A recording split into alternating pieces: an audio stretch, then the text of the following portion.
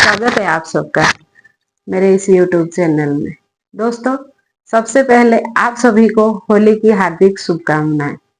होली का त्योहार बुराई पर अच्छाई की जीत का प्रतीक होता है, इसलिए हम लोग होलिका दहन करके होली मनाते हैं। दोस्तों, बुराई हर किसी में होती है। जहाँ कंस मामा की बुराइयां थी, वहां श्री कृष्ण जी की अच्छाइयों की जीत हुई। जहाँ रावण की बुराइयां थी, वहां अयोध्या पुरुषोत्तम श्री राम जी की अच्छाई की जीत हुई।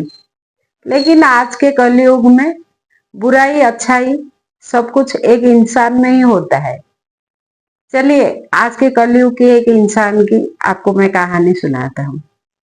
एक बार क्या हुआ, जंगल में हिरन और उसके बच्चे दोनों खेल रहे थे। भोजन के तलाश में हिरन माँ आगे निकल गई और बच्चा पीछे रह गया। तो वो रोते रोते जा रहा था। फिर एक इंसान दिखा उसको। उस मनुष्य को बताया कि मेरी माँ आगे छूट गई, मुझे नहीं मिल रही है, आप मुझे मेरी माँ के पास छोड़ देंगे। मनुष्य हंसी खुशी राजी हो गया और हिरन के बच्चे को छोड़ने के लिए साथ में लेके निकल पड़ा। फिर थोड़ी देर जाने के बाद जैसे ही हिरन के बच्चे को उसके माँ के पास रहने की एहसास हुआ, तो वो अपने माँ को देखा तो वो फुदक के बड़े जोर से फुदक के उसके माँ के पास चली गई। मनुष्य देखता ही रह गया।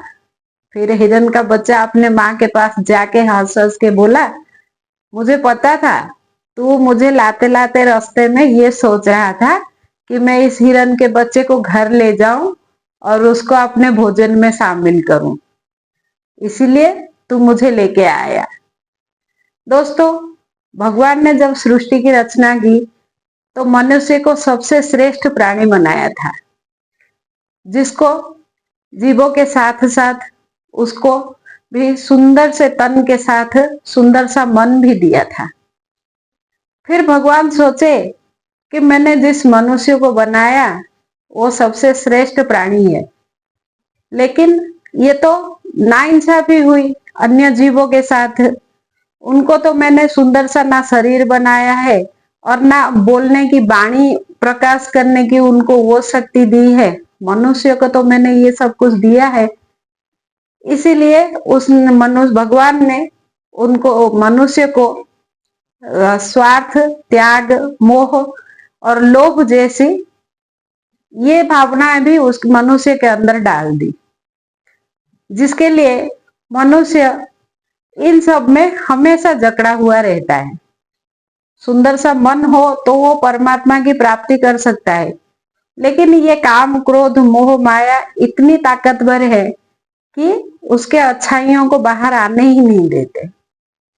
लेकिन अगर मनुष्य चाहे अच्छाई को पाने की, अगर पूरी कोशिश करे तो हो सकता है, ये भी संभव है, क्योंकि भगवान ने ये शक्ति मनुष्य को दे रखी है।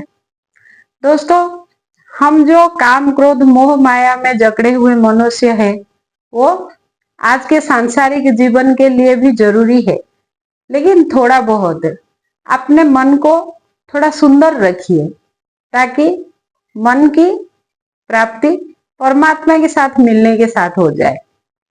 क्योंकि हिरन के बच्चे की मन के भावना को परमात्मा ने देखा, इसीलिए हिरन को मनुष्य के इस कवल से बचाकर ले गए।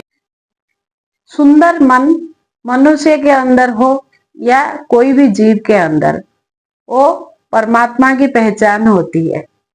भगवान को सब कुछ पता है, आप अंदर क्या सोचते हैं ये परमात्मा को पता है। इसलिए अपने मन को सुंदर बनाइए, साथ साथ अपने भावना को भी सुंदर बनाइए। आशा करती हूँ ये वीडियो आप सबको पसंद आया होगा। धन्यवाद।